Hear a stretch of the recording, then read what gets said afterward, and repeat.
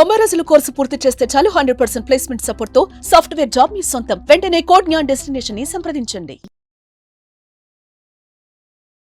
Sir నమస్తే sir Ramprasad గారు. నమస్తే అండి.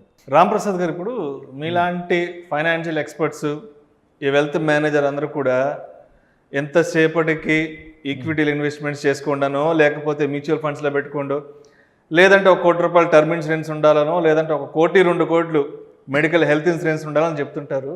అంటే అన్నీ బాగానే ఉంటుంది, బట్ ఇవన్నీ పెద్ద పెద్ద ఇన్కమ్ ఉన్న వాళ్ళకి పాసిబిలిటీ అవుతాయి. నెలకు 1 లక్ష 2 లక్షలు సంపాదించే వాడికైతే మీరు చెప్పిన ఇన్వెస్ట్మెంట్ ఆప్షన్స్ అన్నీ కరెక్ట్గానే ఉంటాయి. బట్ లోయర్ ఇన్కమ్ గ్రూప్ ఉంటారు కదా, అంటే నెలకు 15,000 సంపాదించేవాళ్ళు, 18,000 సంపాదించేవాళ్ళు, లేదంటే రోజువారి కూలి నిమిత్తం 500 సంపాదించేవాళ్ళు, తర్వాత చిన్న చిన్న వర్క్ ఆఫీస్ బాయ్ వర్క్ చేసుకునే వాళ్ళు. సో ఇట్లాంటి వాళ్ళందరికీ ఇది సాధ్యమయ్యే పని కాదు కదా. మరి లోయర్ ఇన్కమ్ గ్రూప్ ఉన్న వాళ్ళకి మరి ఈ మ్యూచువల్ ఫండ్స్లో ఇన్వెస్ట్మెంట్ చేయడం ఇదంతా సాధ్యమయ్యే పని అంటారా అసలు? Yes sir. అంటే మీరు అనేది ఏంటి, ఇప్పుడు 18,000 16,000 ఉన్న వాళ్ళు మ్యూచువల్ ఫండ్స్లో పెట్టాలా? అసలు ఫైనాన్షియల్ ప్లానింగ్ ఏం చేసుకోవాలి? ఫస్ట్ 18,000 15,000 ఉన్న వాళ్ళు అవకాశం ఉంటే ముందు దాని నుంచి బయటకు వచ్చే ప్రయత్నం చేయాలి.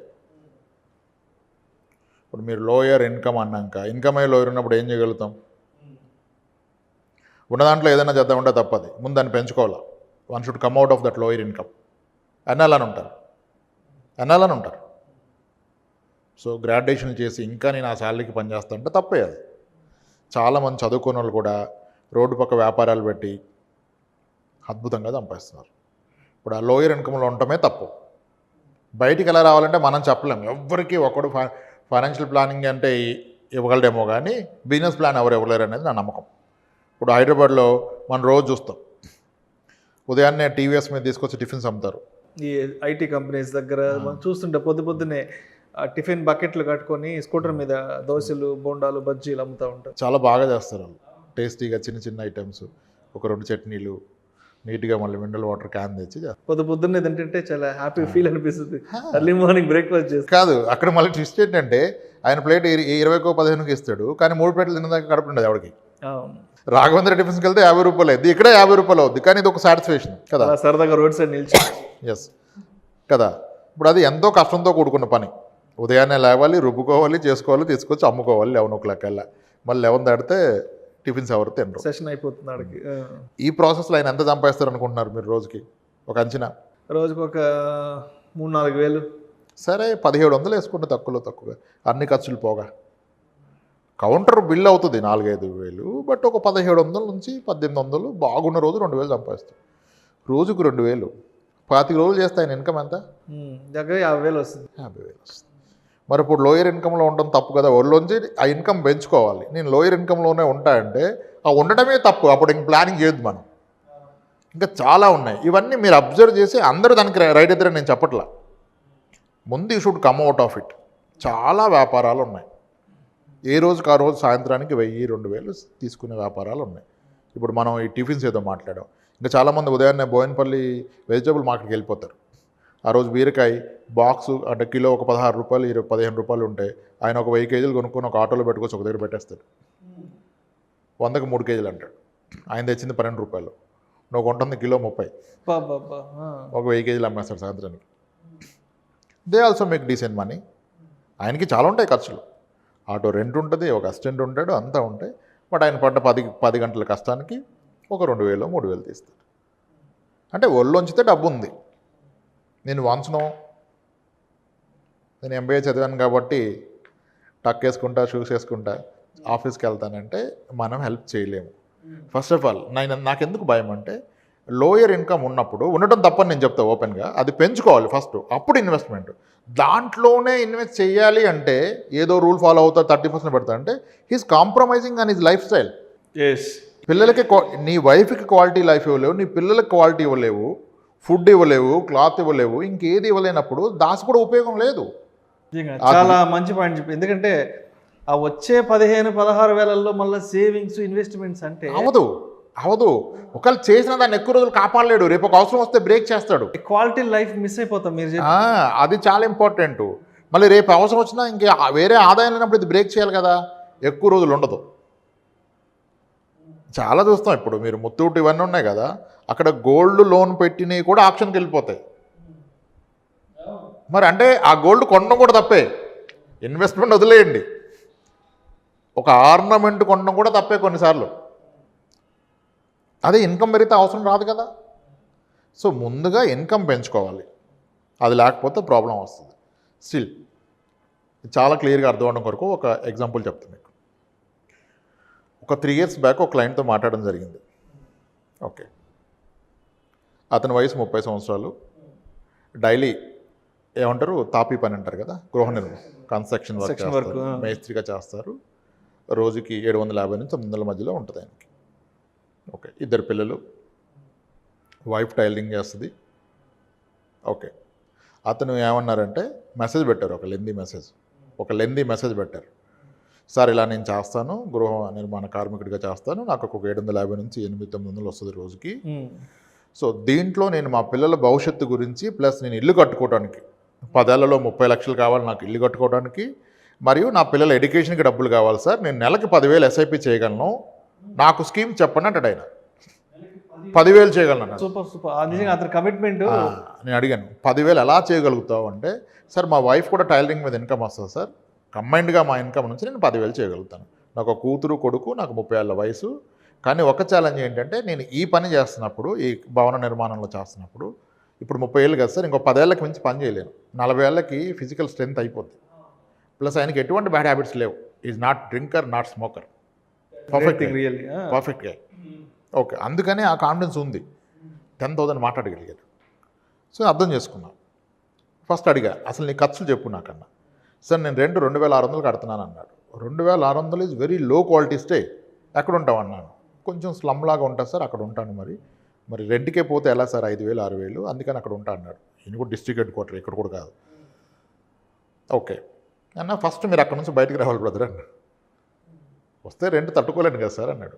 అవును, నువ్వు కన్స్ట్రక్షన్కి 30 లక్షలు అన్నావు, ఇల్లు కొనుక్కున్నా, కన్స్ట్రక్షన్ కంటే నీకు ల్యాండ్ ఉందంటే, నాకు ఉంది సార్ 98 గజాల స్థలం ఉంది సార్ అన్నాడు. మంచి లొకేషన్లోనే ఉంది సార్ అది, కానీ ఇప్పుడు కట్టే స్తోమత లేదు కదా అన్నాడు. నేను ఇమీడియట్గా ఫస్ట్ ఇల్లు కట్టాను. ఇల్లు కట్టాలంటే 20 లక్షలు అవుతుంది సార్, ఎలా అవుతుంది అనుకుంటున్నారు మీరు, 20 లక్షలు నాతో ఎక్కడ అవుతుంది సార్ నాకు అంతే కదా అన్నాడు. అన్న, ఇల్లు అంటే నిన్ను ఎవరు గొప్ప బిల్డింగ్ బంగ్లా అని అంటలేదు, ఒక 4 inch వాల్స్తో ఒక డబుల్ బెడ్రూమ్ కట్టుకొని, పైన రేకులు వేసుకొని, లోన థెర్మోకాల్ ఫాల్ సీలింగ్ చేసుకొని, చుట్టూరు ఆ వాల్ హైట్లో కట్టుకుంటే నీకు రేకులు కూడా బయటకు కనపడవు, that looks like a building. Okay, ఒక ప్రాపర్ బాత్రూమ్ కట్టుకొని, ఒక బోర్వెల్ వేసుకుంటే, ఒక బోర్ వాటర్ వేసుకుంటే, దట్ ఈస్ హౌస్ కదా. అవును సార్, ఎంత అవుద్ది అన్న. ఇలా నీ స్థలంలో 100 గజాల స్థలం అంటే, దాంట్లో గట్టిగా అంటే 700 SFT వస్తుంది, గజానికి 9 SFT, సెట్ బ్యాక్లో వెళ్తాం కదా, 650 SFTలో కట్టుకుంటే నువ్వు, నీకు ఎంత అవుద్ది construction cost? 4 inch wall, no pillars, no steel, only ఇటుకలతో పిల్లర్స్, ఒక స్ట్రెంత్ బిల్డ్ చేసి కడితే ఎంత అవుద్ది అన్న. 5 లక్షల వరకు అవుద్ది సార్ అన్నాడు. 4,20,000 నుంచి 5 అవుద్ది అన్నాడు. కరెక్ట్ అంటే, మొన్నే కట్టాను సార్ ఒక మేడంకి అన్నాడు. సో 4.5 లక్షలు ఆమెకైంది. నువ్వు ఒక మేస్త్రి కదా, నీకెందుకు అవుద్దంతా? చేతిలోని పని. సార్ మా బ్రదర్ కూడా ఉన్నాడు సార్, డిగ్రీ చేస్తున్నాడు, వాడు కూడా హెల్ప్ వస్తాడు సార్, నాకైతే నేను 4 లక్షలు కట్టేస్తాను సార్ అన్నాడు. ముందు అది చేయన్నా. ఎందుకు సార్ ఇప్పుడు అన్నాడు. ఒక్క నిమిషం ఆగండి, మీరు 4 లక్షలు కావాలి, మరి దానికి మార్గం ఏంటి, అది కూడా చెప్పాలి కదా సార్ అన్నాడు. అసలు నాకు చెప్పమంటే ఆయన చెప్పాడు ఏంటంటే, అతని అకౌంట్లో బ్యాలెన్స్ 1,60,000 ఉంది. 60,000 అకౌంట్లో బ్యాలెన్స్ ఉంది. 1,00,000 రూపాయలు చిట్టి నడుస్తుంది, అది ఇంకా బాగలేదు, అది కూడా దగ్గరకు వచ్చింది. అక్కడే నీకు 2,60,000 వచ్చినాయి కదా. సో ఇంకో 1,00,000 చిట్టి, 1,00,000 తీసుకో, 360,000. ఇంచుమించుగా అన్నీ ఊడిస్తే నువ్వు చేయగలుగుతావు. కానీ నువ్వు become zero, will have a 1 lakh చిట్టర్, 2 lakh చిట్టు కొత్తగా స్టార్ట్ చేసి దాన్ని కట్టాలి. ముందు ఇల్లు కట్టేసి. ఎందుకు సార్ నన్ను ఇల్లు కట్టమని మీరు పట్టుబడుతున్నారు అన్నాడు. ఫస్ట్ నువ్వు ఉంటున్న లొకేషన్ నుంచి నువ్వు బయటికి రావాలి. ఓకే, ఇప్పుడు అక్కడ ఉంటే నీ పిల్లల ఫ్రెండ్స్ అవన్నీ ఇంపాక్ట్ ఉంటుంది ఒకళ్ళ మీద ఒకళ్ళు, నువ్వు ఎన్న ఏరియా మిమ్మల్ని నిర్ణయిస్తుంది. దాని నుంచి బయటకు వస్తే ఫస్ట్ ఇది బెటర్ లొకేషన్ అంటే, చాలా బెటర్ లొకేషన్ సార్, నేను దగ్గర ఇల్లు వచ్చేసే సార్ అన్నాడు. ఇక్కడికి వస్తే నువ్వు మీ వైఫ్ టైలరింగ్ చేస్తారని చెప్పారు కదా, ఆమె ఇన్కమ్ కూడా పెరుగుతుంది. ఆ లొకేషన్లో ఛార్జెస్ వేరు, ఈ లొకేషన్లో ఛార్జెస్ వేరు, ఆమె ఇన్కమ్ పెరుగుతుంది. ఓకే, నీకు ఇల్లు వచ్చింది, కష్టపడి ముందు ఆ ఇంటికి చేసిన అప్పు అవుతుంది ఒక 2 లక్షల చిట్టీలు, 20 నెలలు పాటు పడుతుంది, అది తీసేసుకో. సార్ మరి ఇంక నా ఇన్వెస్ట్మెంట్ ఎప్పుడు స్టార్ట్ అవుద్ది?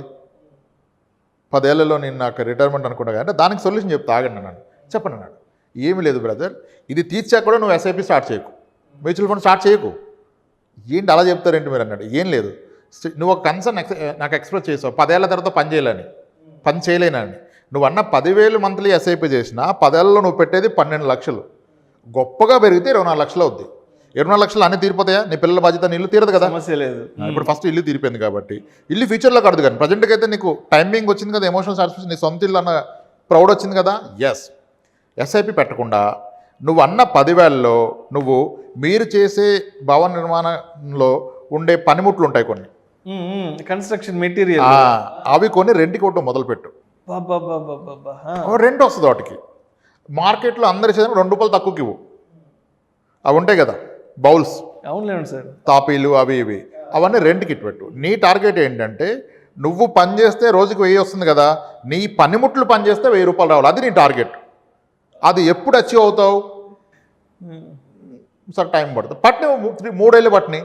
కానీ 3 ఏళ్ళలో కనుక నువ్వు నెమ్మదిగా నీ డబ్బులతో కొని వాటెవర్ అవన్నీ కొని, నీకు ఎట్లాగో మంచి, ఇప్పుడు నీకు తాగుడు అలవాటు లేదన్నావు, ఏమి అలవాటు లేదన్నావు కదా, అందరితో మంచి రిలేషన్ పెట్టుకొని అందరికన్నా తక్కువ రేట్లో నువ్వు ఇవి ఇస్తూ ఉండు.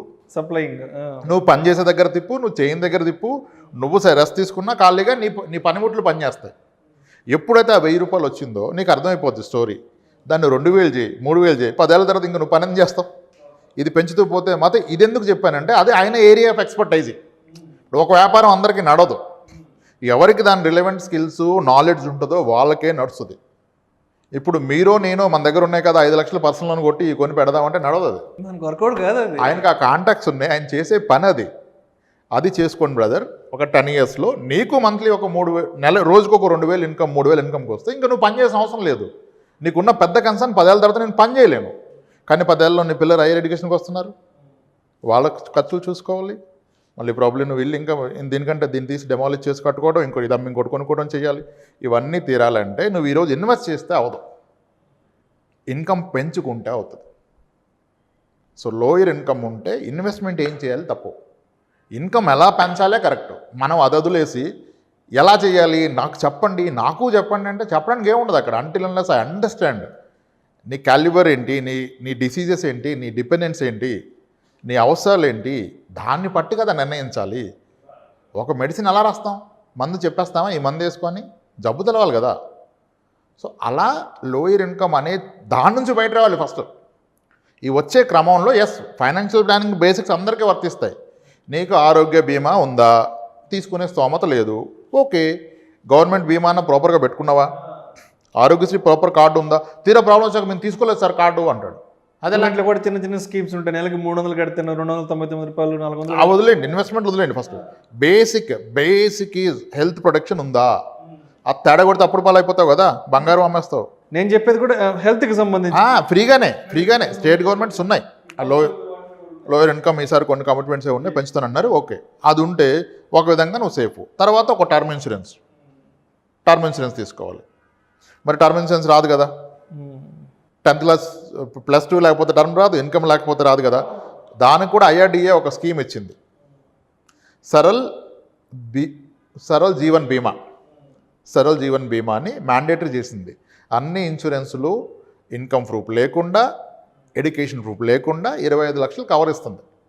25 లక్షలు కవర్. దానికి గాను ప్రీమియం నెలకి వయసును బట్టి 250 నుంచి 600 మధ్యలో పడుతుంది. అదొకటి తీసుకుంటే అది ఎంత ధైర్యాన్ని ఇస్తుంది ఒక మనిషికి. సరల్ జీవన్ బీమా ప్రతి ఇన్సూరెన్స్ కంపెనీ ఆఫర్ చేస్తుంది. Starting from LIC, SBI, ICICI, HDFC అందరూ చేయమని చెప్పింది. IRDA మ్యాండేట్ ఇచ్చింది. ₹1 కోటి రాదు, 25 లక్షలే ఇస్తాడు. 5 లక్షల నుంచి 25 లక్షల మధ్యలో ఉన్నాడు. కొంతమంది 49 లక్షలు కూడా ఇస్తున్నారు. ఇన్కమ్ ప్రూఫ్ లేకుండా, ఎడ్యుకేషన్ క్వాలిఫికేషన్ లేకుండా వస్తుంది. నెలకు 400-500 పడుతుంది. స్టిల్ పే చేయాల్సిందే. దానివల్ల ఏమైంది, భద్రత వచ్చింది, ధైర్యం వచ్చింది.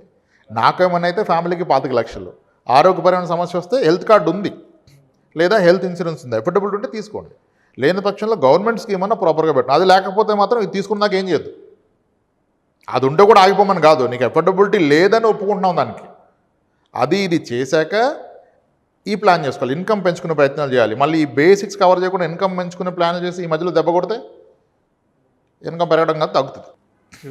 సో కాబట్టి అడిగినంత సులువు కాదు ఇది. లోయర్ ఇన్కమ్కి ప్లాన్ చెప్పండి అంటే ఏం చెప్తారు ప్లాను?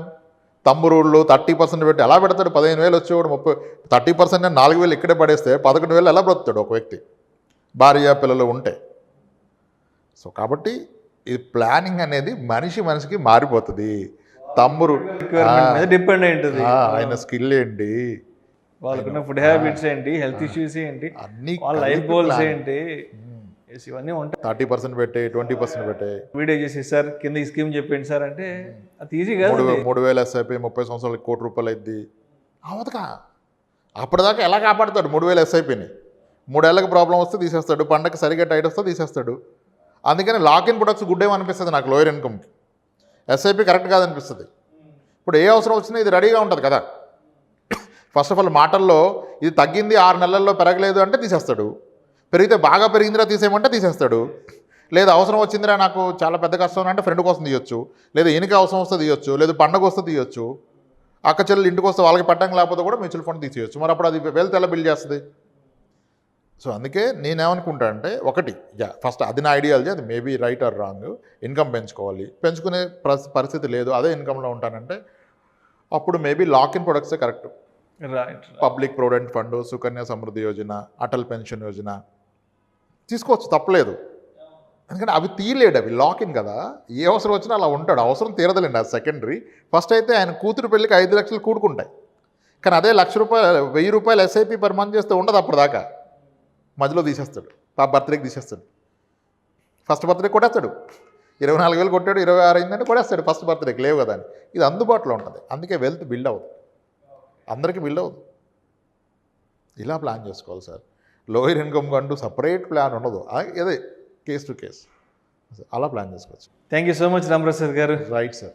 లోయర్ ఇన్కమ్ గ్రూప్ ఉన్న వాళ్ళు ఫైనాన్షియల్ ప్లానింగ్ అనేది ఎలా ఉండాలి ఏంటి అనే అంశం గురించి చాలా చక్కగా మీ విశ్లేషణ తెలియజేశారు. Thank you so much sir. Right sir, thanks అండి.